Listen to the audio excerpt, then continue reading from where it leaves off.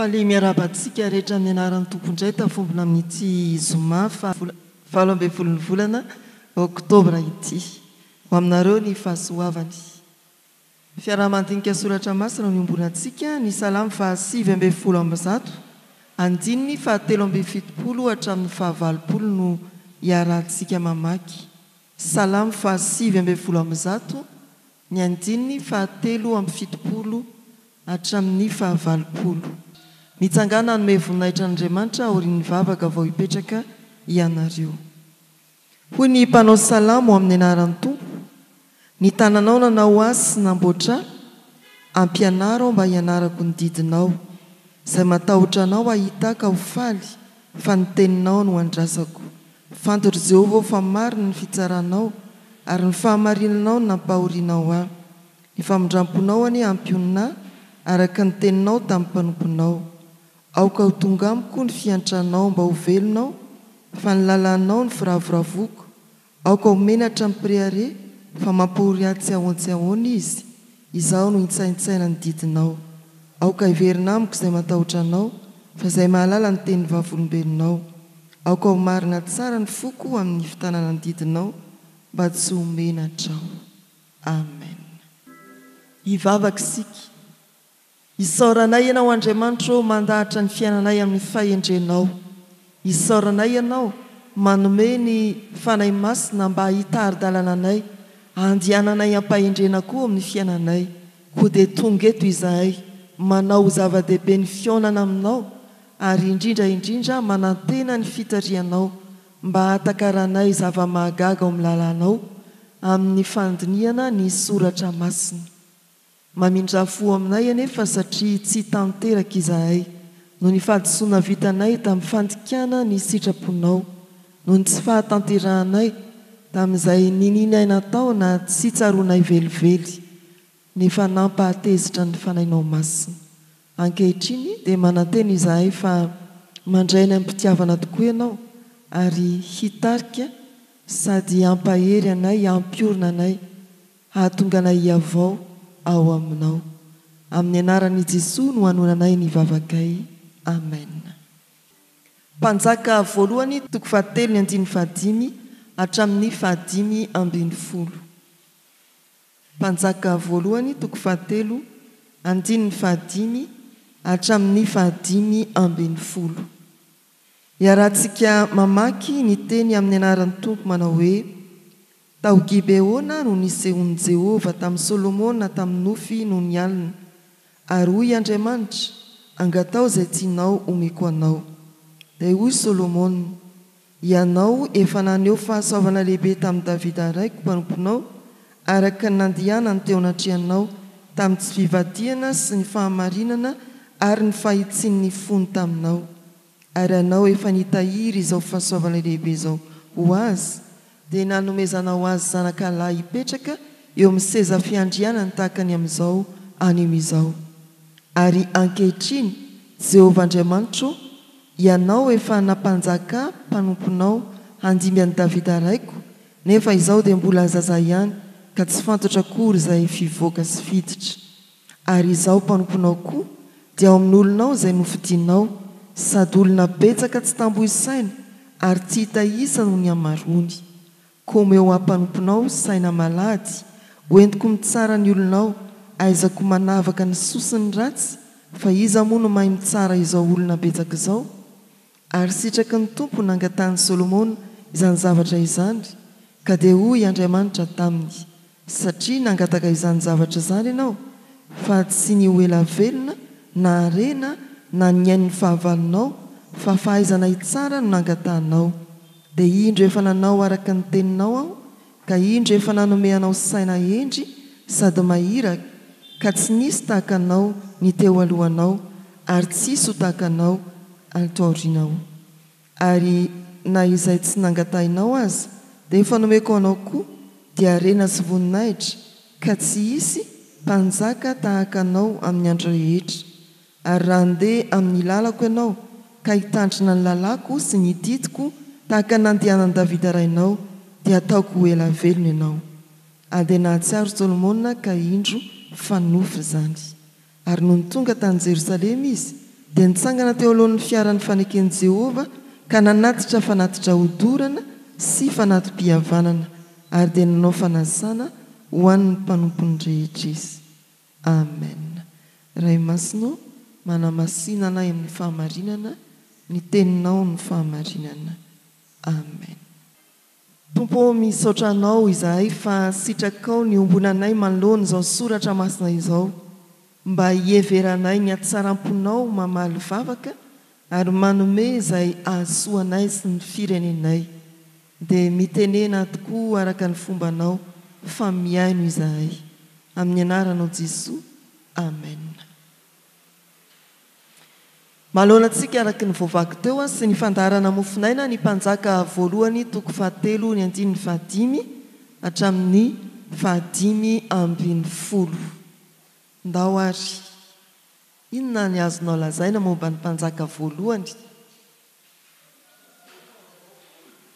Toko 2:20. Ganagana mody ozy ny olona.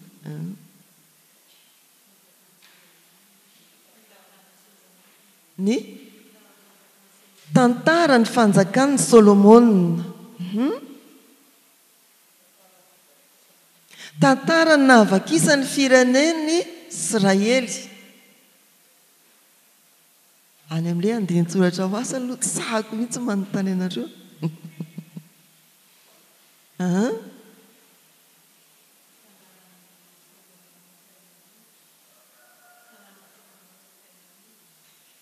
Mifanana ny Solomona saina endry na koa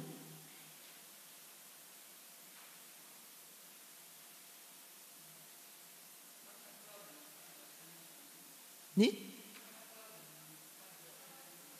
fankatoavan'ny mpanjaka. Misy fankatoavana tokoa fa rehefa mivadika ny tantara dia vadika daholo mihitsy ilay mpanjaka, tsy nankatoa. Nanamboarana ny tempoly. Manomboka eo amin'ny toko 9 zany. Ny fisandratan'ny mpanjaka Solomona sy ny fikorosiny, fiamorany any tarika fikorosoana. Raha mamaky moa nareo dia efa ao amin'ny taratasy ihany zany.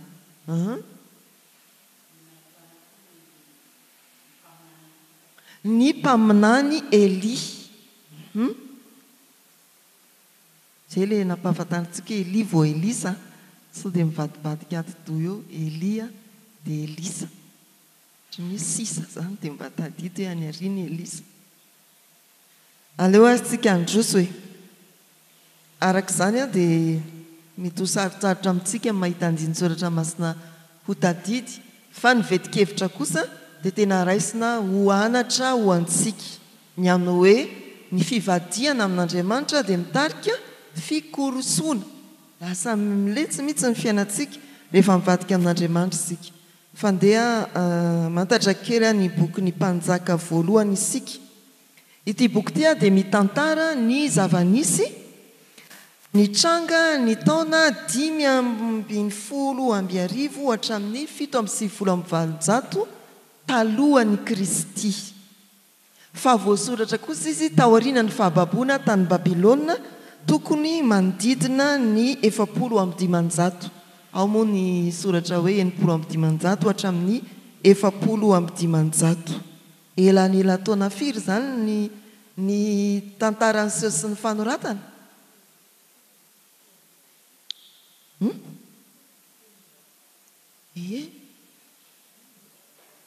Manodidina ny 700 taona eo zay vao nosoratana ilay tantara ore olona.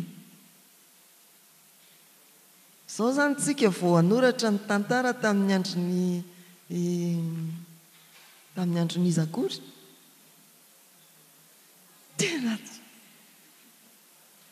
tany amin'ny 700 taona lasa, tany amin'ny 16-17e siècle. Manjakan'ny Renampolimbena ve zany ry tantara sa?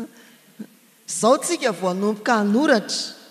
Eritreto amin'izany ny asarobidiny asan'ny fanahin'Andriamanitra ilay mampatsiahy ny tantara nitondrany an'izao tontolo izao. Izy ary no nanoratra faharimbonasan'olona maro a everin'ny mpandinika ho mpaminany na mpisorona jiosy no nanoratra anyity mpanjaka voalohany ity tamin'ny alalan'ny lovatsofina sy ny fikarohana ara-tantara teo amin'ny fiarahamonina no nahazahoany ireo soratra ireo tena nikaroka zany ry zareo mba hampatsahivina an'izany tantara sarobidy zany rehefa fantatra ny tantara dia miorina tsara ny olona fa ny olona tsy mba mahafantatra ny tantarany dia maninona tsy ngeva eveny tsy ngeva eveny izay ny hoe mba fantatrareo ve zao ny dadabeany dadabeanareo dadabe ary ny sasany iza moa ny dadabeanay hatreo amin'ny dadabe ihany fa ny dadabeany dadabeanareo ny dadany dadabeanareo izy zany dia atombohiden'izao re olona mba hoe fantatrao ny fototra nisy anao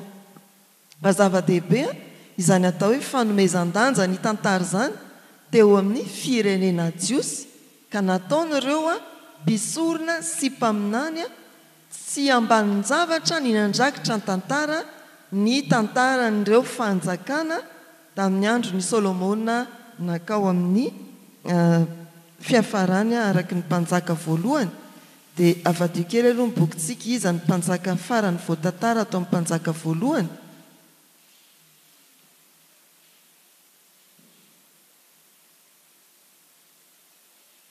iza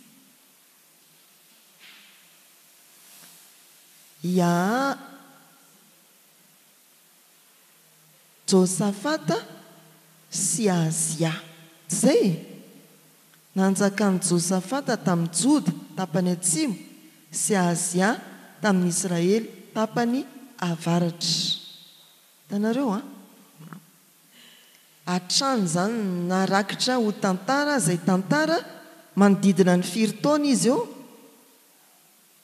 manodidina ny 300 taona eo 300 hatramin'ny 400 taona no rakitra ho boky taty amin'ny 400 taona taty aoriana dia misy filazam-potoana foana ao amin'ity boky ity ahitantsika nareo fizotra ny tantara voamarika eo amin'ny taratasy ny toko 9 andininy voalohany sy ny toko 7 andininy voalohany raha vakiana ohatra dia manao hoe ny anaran'ny tompo ary tamin'ny taona 700 taoriana ny alan'ny zanak'Israely tamin'ny tany Egipta tamin'ny volana ziva volana faharoa izany tamin'ny taona 4 nanjakan'i Solomona tamin'ny Israely dia nanorina ny tranon'i Jehovah izy nanorenana ny tempoly zany dia 4 taona taoriana ny voana tany Egipta amin'ny dika teny ombonana io dia ataon'ny taremarika dia mba mora vakiana 700 taona 480 taona taoriana ny voana tany Egipta dia taona 4 nanjakan'i Solomona taona 4 zany hoe niditra teo amin'ny fanjakany Solomona 4 taona taorian'izay dia nanangana ny tempoly izy ireny zany dia ahafantarantsika hoe ity tantara ity dia tantara tena voamaky amin'ny fotoana mazava tsara fa tsy hoe tantara amin'ny foronina tena nitranga tamin'ny fotoana araka ny voalaza atao amin'ny soratra masina ihany ny tantarany toko 7 andininy voalohany dia izao ny voasoratra amin'ny anaran'ny tompo ary 70 taona no nanaovan'ny Solomona ny lapany dia vita 70 taona 4 taona tao amin'ny fanjakana izy zany vita ny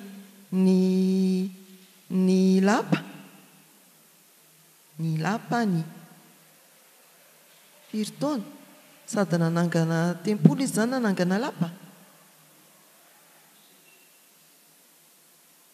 70 taona teo amin'ny fanjakana izy zany nitsangana ny lapany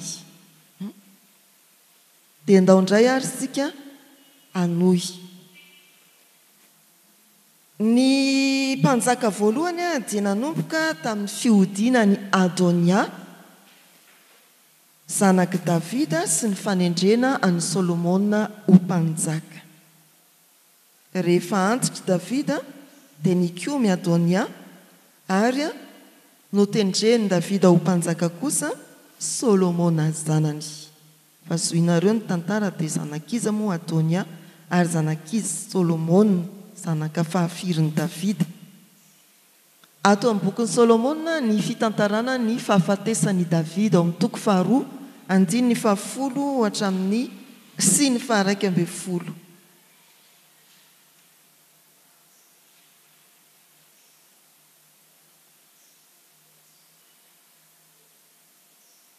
Hoy ny voasoratra amin'ny anaran'ny Tompo: ary Davida dia lasa nodomandry any amin'ny razany ka nalevina ao an-tanànan'i Davida. Ary ny andro nanjakan'i Davida tamin'ny Israely dia 7 taona, tao Hebrona no nanjakany 7 taona, tao Jerosalema 13 taona. Ato koa ny filazana ny fahafatesan'i Solomona izay ao amin'ny toko faharaiky ambin'ny folo andiny ny faharaiky ambin'ny efapolo hatramin'ny 770. Izao indray ny voasoratra amin'ny anaran'ny Tompo. Ary ny tantaran'i Solomona sisa mba amin'izay rehetra nataony ary ny fahendreny tsy voasoratra ao amin'ny bokin'ny tantaran'i Solomona va izany. Ary ny andro nanjakan'i Solomona tamin'ny Israely rehetra tany Jerosalema dia 7 taona. Ary Solomona lasa nodomandry any amin'ny razany dia nalevina tao an-tanànan'i Davida rainy izy, ary Rehoboama zanany no nanjaka nandimby azy. 7 taona zany ny fanjakan'i Davida sy Solomona, samy 7 taona. Izy dikany daholo reny taremarika ireny. Ireto ny tantara tsara ho tadidy ato amin'ny bokin'ny mpanjaka voalohany. Hitantsika eo ny tsarana ny ay vehivavy anankiroa ny ady zanaka tao aorianan'ity anjara mofinainantsika ity indrindra. Tadidy zany rehefa nomen'Andriamanitra fahendrena Solomona dia ny sedrana azy voalohany dia ny raharaha fiadin-janaka ireo vehivavy anankiroa. Tadiditsika ny tantara. Hoy Solomona hoe zarao roa izazy io. Dia hoy ilay vehivavy anankiray hoe aza zaraina ilay anankiray hoe zarao any dia aloha sady tsy hoatsy ho azy. Dia hoy Solomona hoe omeo an'ity olo ity ny zaza fa ino ndreny le niary hoe aza vonoina. Ny tsara ho tadidy koa dia ny tantara ny fanjakan'i Solomona, ny sandratra dia ny sandratra izy ao amin'ny toko 10. Jerentsika eo hoe firy ny volamena tonga ao amin'ny fanjakany, tonga tao amin'ny banky sentrale zany. Dia firy dia avy aiza koa ny inony, dia mbola nisy fanampiny avy aiza koa. Ao ilay nisy famanginy ny mpanjaka vavin'ny Seba izay naderaderan'i Solomona daholo mihitsy hatrany amin'ny tsiambaratelo ny fanjakany tany, atao hoe nampahitany Solomona ny lakozian'ny fanjakany mihitsy ity mpanjaka vavin'ny Seba ity. Fa amin'ny toko faharaiky ambin'ny folo dia nivadika tamin'Andriamanitra Solomona ary nikoroso ny fiainany sy ny fanjakany.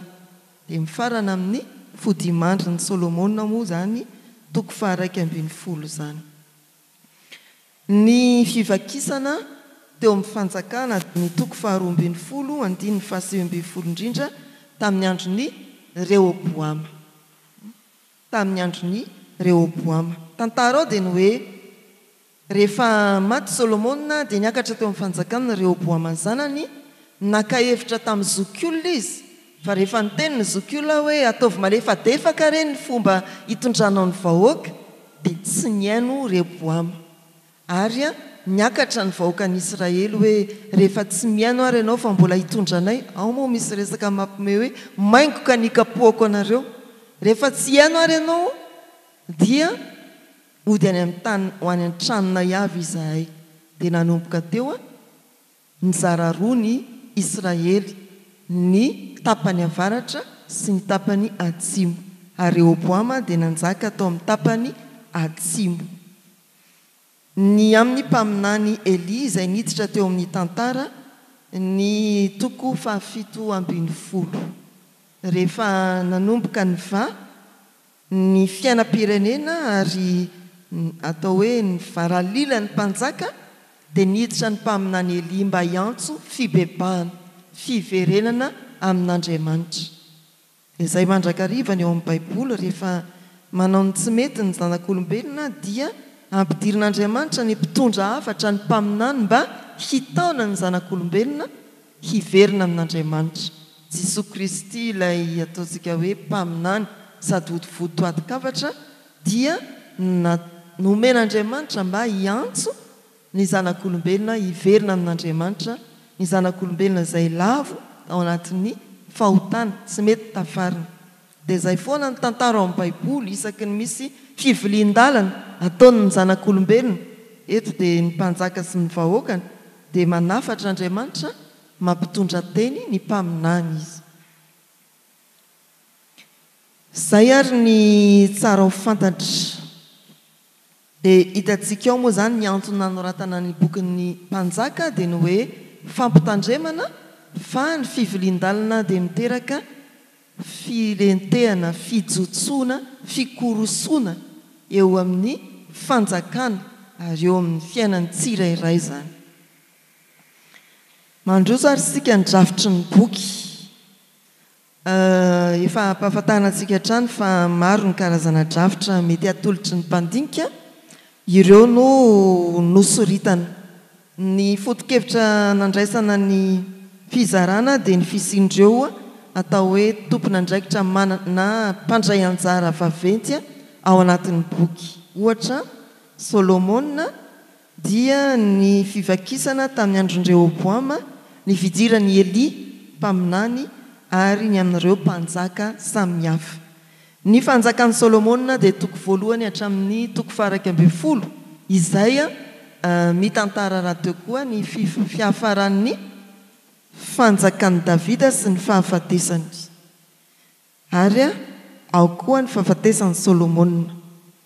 Ny fizarana faharoa dia ny fitantarana ny fivakisana, fanjakana varatra sy ny fanjakana atsimo ao amin'ny toko faha 12 hatramin'ny toko faha 19. Kanefa raha mbola hifantohana bebe kokoa dia ny toko faha 12 hatramin'ny toko faha 15 no ahitana an'izany. Ny fanjakan'ny Jeroboama avaratra, ny fanjakan'ny Rehoboama atsimo. Rehefa avy eo ny toko faha 17 hatramin'ny toko faha 18 dia ny amin'ny faminaniana nataony Eli. Ao ilay tantarany fandresenany mpaminan'ny bala. Ary farany dia ny fitanisana ireo mpanjaka ny fandimby tapany avaratra sy tapany atsimo. Mididroy ao ny fizarana manomboka any amin'ny toko faha 12 hatramin'ny faha 20 ny efa misy fitanisana an'ireo mpanjaka ny fandimby avaratra sy atsimo, fa ao amin'ny toko faha 20 hatramin'ny toko faha 20 vao tena misesiny hoe ireto ny mpanjaka avaratra, ity ny mpanjaka tany atsimo. Fa ny 12 hatramin'ny 17 zany dia mifangaro ao fitantarana ny Eli mpaminany, ny fitantarana ny fanjakana atsimo sy avaratra. Fa manomboka eo amin'ny toko faha 20 dia tsy misy fitantarana fa tsy ny mpanjaka no ao. Dia ireo ilay fizarana efatra. Arak'izany ny teksta eto ambany masitsika dia mitantara ampahan'ny fanjakan'ny Solomona eo amin'ny nangatahany fahendrena indrindra. Eto ambany eto dia mametraka dika teny isika ny amin'ny fahendrena eo amin'ilay jereo kely le taremarika ray ery inona nangatahany Solomona, tena hoe fahendrena ve? Fa inona nangatahany? Saina malady. Io moa zany raha jerena ny fototra dia fahendrena. Nefa koa tena midika hoe saina malady, zany hoe fahiratan-tsaina. Hoy ny zana-bazaha hoe ny intelligence. Zay ny nangatahany. Hitantsika ao fa any amin'ny valim-bavaka vao miteny ny Andriamanitra hoe vao miteny ny soratra masina hoe fahendrena, fa ny nangatahany dia omeo mpanomponao saina malady. Ny valim-bavaka dia saina endry sady mahiratra. Fahendrena ao zany tsy misy filazana mivantana, fa ny voambolana fototra dia tena hoe fahendrena. Ireo amin'ny taratasy ireo amin'ny famaky azy no hanorana azy. Inona le fahendrena amin'ny teny Hebreo? Ohatran'ny hoe mihinana tsoka zany ianao. toka spesialy tsakoma amin'ny teny hebreo ary sofia amin'ny teny grika izay midika hoe fahendrena na fahaizana ary tsy hoe mahakasika ny ara-tsaina ihany fa ny ara-moraly sy ny fitondran-tenako izy raha miresaka ny amin'ny fitondram-panjakana. Tena fahiratan-tsaina, fahaizana, fahalalana, fahakingana ny dikany. Dia ao koa moa ny hoe raha fitondram-panjakana dia fahaizana manapa-kevitra. Ny teny anankiray izay nalainao dia ilay hoe fiainana. Teny hebreo moa dia misy an'izay shasha izay. Shaim amin'ny teny hebreo fiainana marina sy feno mahakasika ny ara-batana sy ny ara-panahy. Zoe izy amin'ny teny grika. Fiainana marina sy feno mahakasika ny ara-nofo sy ny ara-panahy. Tsy hoe ara-nofo ihany izany fa tena ny ara-panahy koa fiainana feno. Inona ny hevitra manan-danja fonosin'izao texte izao? Niraisina amin'ny ankapobeny ka namoahana foto-kevitra ny texte eto ambany masontsika araka ny fandaharana mofinaina. Raha nandinika ianao dia mba inona re ny zavatra azonao tsoahana amin'ny eo anjara mofinainantsika io e? Aza mijery taratasy aloha fa tonga nareo kosa dia inona?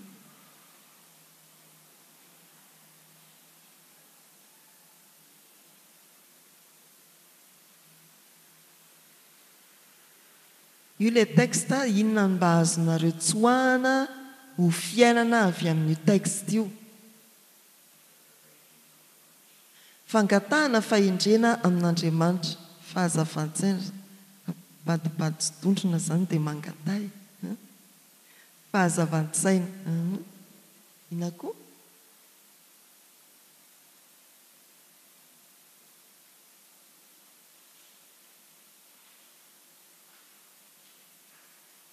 Mandro valao fotsiny reto olo zanak'Andriamanitra reto. Ndao arysika mandeha. Fahendrena avy amin'Andriamanitra no miantoka ny fahombiazan'ny mpitarika. Fahendrena avy amin'Andriamanitra no miantoka ny fahombiazan'ny mpitarika. Rehefa nangataka fahendrena Solomona, hitantsika manodidina tao anatin'ity toko fahatelo ity fa nahomby izy teo amin'ny fandraisana fanapa-kevitra amin'ny fitsarana ireo renim-pianakaviana anankiroa. No ny fahendrena avy amin'Andriamanitra dia nahomby tamin'ny fitariana nataony teo amin'ny fanapa-kevitra izay noraisiny Solomona mpanjaka. Ny faharoa, ny fahitantsika fa Andriamanitra dia vonona hamaly ampitiavana ny vavaka ataontsika. Solomona inona ny tianao angatahana? Mahafinaritra ataon'ny olona an'izany. Andriamanitra mihitsy no miteny hoe inona ny tianao angatahana?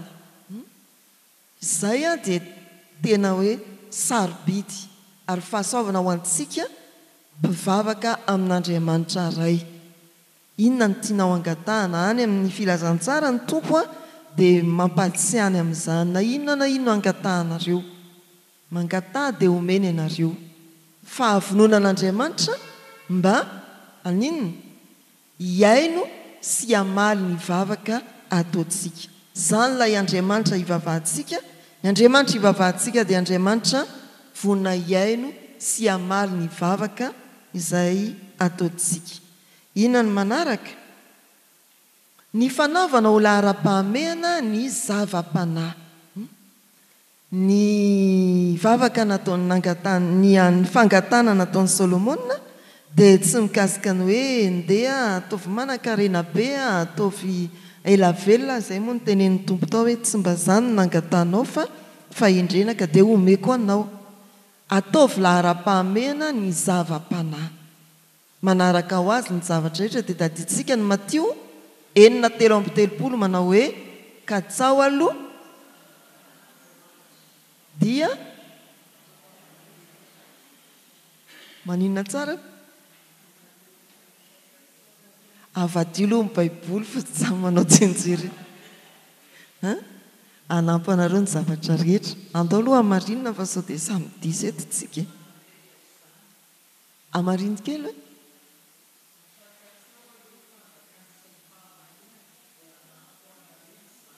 anampy ho anareo zany rehetra zany. Io moa ny ataon'ny mpampianatra mazana hoe sika maiky amin'ny gado fa tsy ilay tena zavatra. Gado no mamaiky atsika hoy ny mpampianatra. Hoe tonga dia le fanampiny atao izakoa ny hoe hividy zavatra tonga dia gado. Tsy ny gado no mamaiky fa ny foto-javatra. Fanjakan'Andriamanitra sy ny fahamarinana dia ataontsika ho zava-dehibe ny zava-panahy. Rehefa mivavaka isika dia angatao mihitsy aloha ny tompo mba hoe ny fiainanao ara-panahy no idirany an-tsehatra, ho tehiriziny ianao, ho ampahereziny amin'ny fanompona ianao fa tsy tonga dia hoe biscuit chocolat. Ny verserako androany izy ny gâteau Andriamanitra tsia fa aoka tena hoe ny zava-panahy.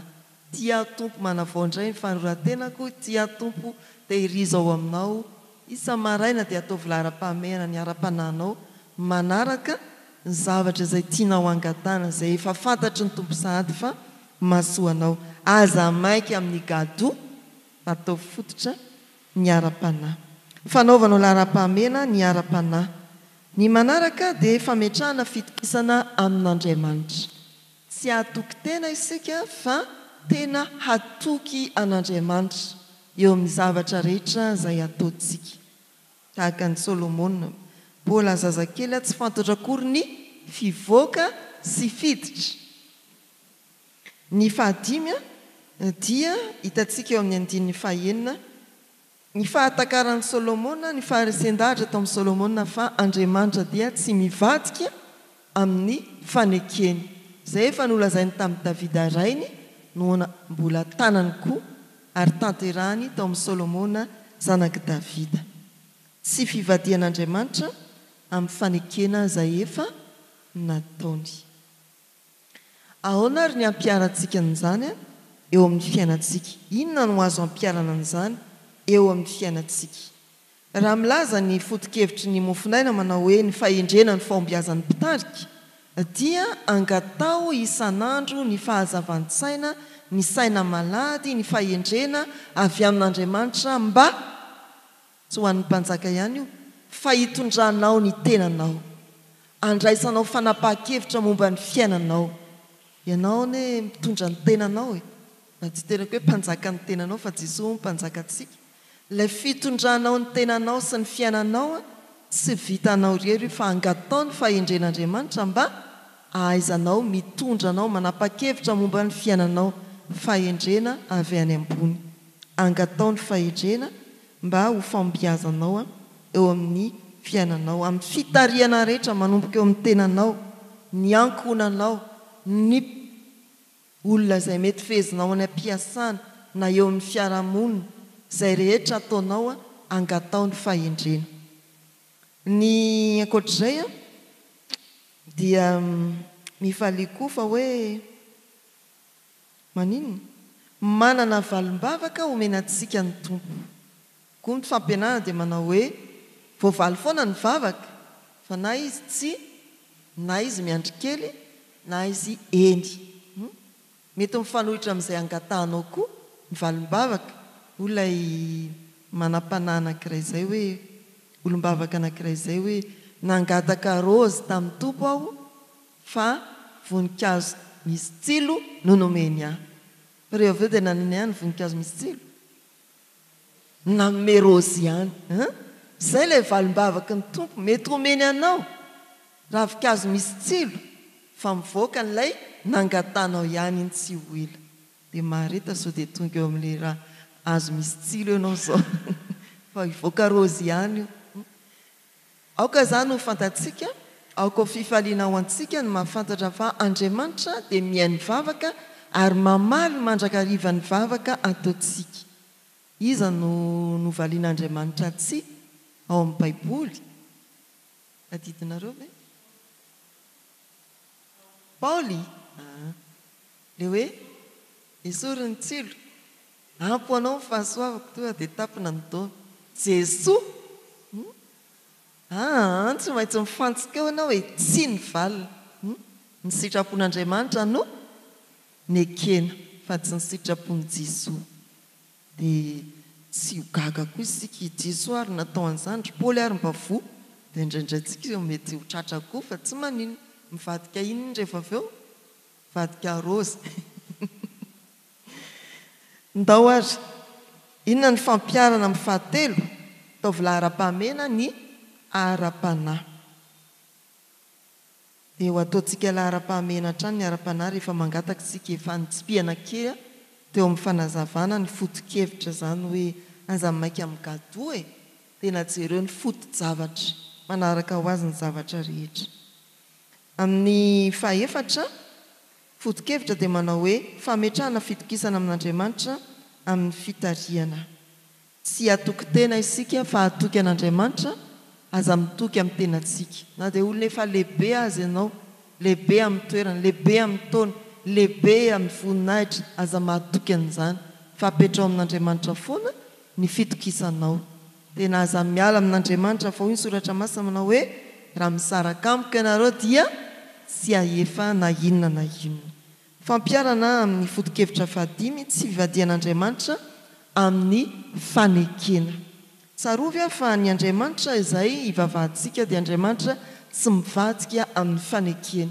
manomboka eo amin'ny batisa ny fanorenan'Andriamanitra ny fanekena tamiko sy taminao ao amin'ny teny fanorenana batisa dia misy an'ilay hoe ho Andriamanitra ao sy ny taranakao mandimby anao aho ohatra ny tamin'ny Davida ihany ny seza fiandriananao dia ampitoeriko amin'ny taranaka mandimby anao tena ny tanterahan'ny tompo Andriamanitra izany dia tanterahan'Andriamanitra koa io fihazonana ny fanekena amiko sy amin'ny taranakao amiko sy amin'ny taranakao aminao sy amin'ny taranakao eo amin'ny batisa mbola zaza aza ilay atao batisa dia efa hanorenan'Andriamanitra n'izay fanekena izay dia rehefa midinika batisa moa dia mbola tsy fantatrareo akory izay ho vinantonareo amin'ity zaza atao batisa ity nefa Andriamanitra efa milaza aminy hoe ho Andriamanitra ao sy ny taranakao mandimby anao izany ilay Andriamanitra miazona ny fanekena amin'ny taranaka mifandimby Andriamanitra dia azono mafy amin'izany toetra n'izany Andriamanitra dia ao anatin'ny dinika batisa moa dia manao hoe raha misy olona anankiray izany miala tsy ho kristianina tsy hanompo an'Andriamanitra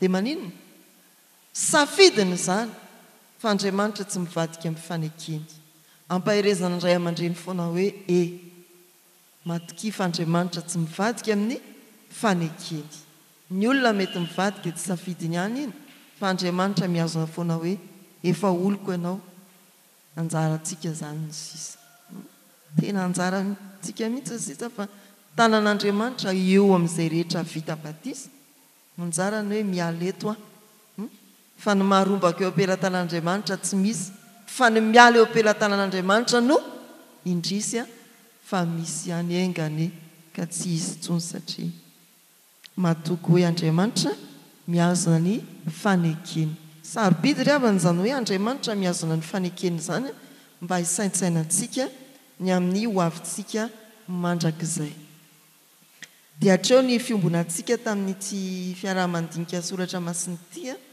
mazana moa ny testamenta taloha dia somary manaviantsika mba tsy tenenina hoe sarotsarotra amintsika fa mieza foana manomana mialomba hampanakarena ny fotoana tahaka izao hivavaka isika ry havana tompo dia misaotra anao no ny fahafahanay ny ombina teto ary ny fahatsiarovanay fa niaraka taminay ianao araka ny tenin'i Jesoa manao hoe io midro izao momba anareo mandrakariva bara-pahatonga ny fahataperan'izao tontolo izao indreto izahay manavao ny fanorantenanay mba ho fenonao fahendrena koa ara-panahy ara-tsaina ary omenao fiainana feno amin'ny lafiny maha-olombelona manontolo dia misaotra anao no ny asan'ny fanainao masina hahafahanay mitahiry ny sitraponao mba ho fiainanay dia anampahendrena tahaka ny Solomona izahay raha mitondra tena eny amin'ny fiarahamonina rehetra eny anampahendrena tahaka ny Solomona izahay raha manana anjara fitariana eo amin'ny fiangonana sy ny fiarahamonina nametrahanao anay anana fahendrena tahaka ny Solomona izahay raha misy fanapa-kevitra tsy maintsy ho raisinay. Matoky izahay tompo fa hojerenao ity firena ity ka omenao mpitondra feno fahendrena manomboka ny amin'ny filoham-pirenena hatrany amin'ny mpitantana ny fokotany.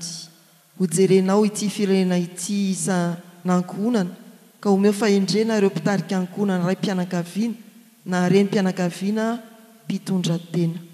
Apetraka eo am-pelatananao ireo zoky rehetra eo amin'ny fiarahamonina na ara-ankohonana izany na ara-pianakaviana mba ho zoky feno fahendrena hianaran'ireo zandry aty aoriana izy ireny. Dia manonona ny fiangonana eo ambany fampaherezanao ho an'ny asan'ny fiangonana eto amin'ity fitandremana ity, ho an'ny synodam-paritany, ho an'ny foibe RJGM izay ao anatin'ny fivorian'ny mpiandraikitra foibe indrindra amin'izao fotoana izao. Ianao tompo hanome fahendrena ireo mpitarika mba azony mitondra ny fiangonanao, manapa-kevitra araka ny sitraponao, fampandrosoana ny fiangonanao. Dia jereo tompo ny fiainanay manokana, ny fanoratenanay, ny fanompoana izay fananendrena ao anay eo anivon'ny fiangonana, ampaherezo avity izany izahay ary vangio sy tsidio ny ankonanay tsiraray avy. Na izanaiza misy azy ireny na akaiky anay na lavitra anay izy ireny, dia ny masonao mijery no tsy hiala eo aminy ary ampianatra azy ny lalakaliany koa ianao. Azony ny fanekena efa nitonononao taminay tsiraray avy, matoky izahay fa tsisy harombaka anay eo am-pelatananao. Dia atambatray ny vavaka amin'ny anam-pianarin'i Jesosy manao hoe: Rainay izay ny an-danitra, ho amasinina anay ny anaranao, ho tonga anay ny fanjakanao, atao anay ny sitraponao ety an-tany ho tahaka ny an-danitra. Meo anay anio izay nasahaza ao anay, ary mamelany elokay tahaka ny namelanay izay meloka taminay. Aza mitondra anay mifakapanahy, manafahanay miratsy, anao ny fanjakana sy ny hery ary ny voninahitra mandrakizay. Amen. Raisoa ny tsodranotonona amin'ny anaran'ny Tompo. Anome sainanao sy ampianatra anao izay lalakalehanao aho, hitsinjo anao ny masoko ka hanolo-tsainanao aho. Mandiana amin'ny fiadanan'ny tompontsika. Amen. Petraka ianareo.